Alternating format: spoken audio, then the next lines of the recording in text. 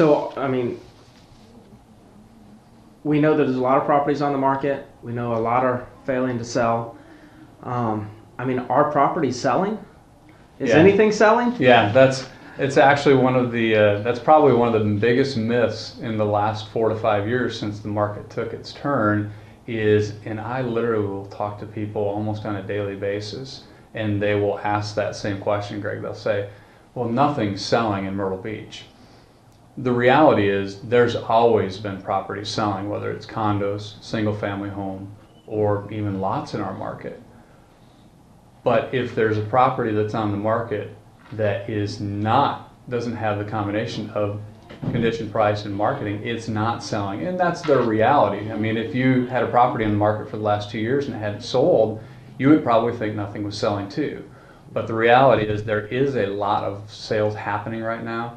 We're seeing an increase now on a monthly basis of the transactions that are happening. Part of that's obviously due in part to the time of the year that we're in, and a lot of that's also due to where prices are. But there's a lot of buyers in our market, and it's not just the giveaway properties. There's more properties than just foreclosures that are selling in our market right now. So, I know Myrtle Beach is a vacation market and whatnot, but I'm just kind of curious, if I was to sell a piece of property, I mean, when is the best time to sell a property in this market?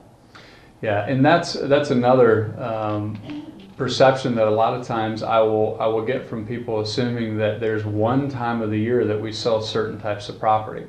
And I'll explain it like this. In our market right now, while there's different audiences that are in the market for properties, take for instance in the springtime.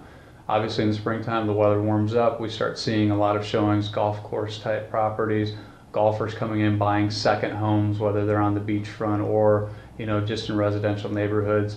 As the summer continues, then the families are coming down and they start looking at properties and deciding, is it something that they want as a second home, maybe an income generating property.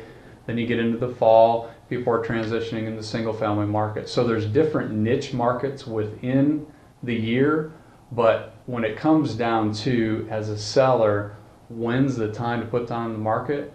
The time to put it on the market is the time that you identify there's a need to sell or a desire to sell. Because in that process, you have to be able to get the property out there, market it aggressively, and then put it through the process of what it's taken to sell the property in our market. So there's not within our year a specific time frame that you're going to be successful. It's going to relate back to the recipe for getting property sold in our market.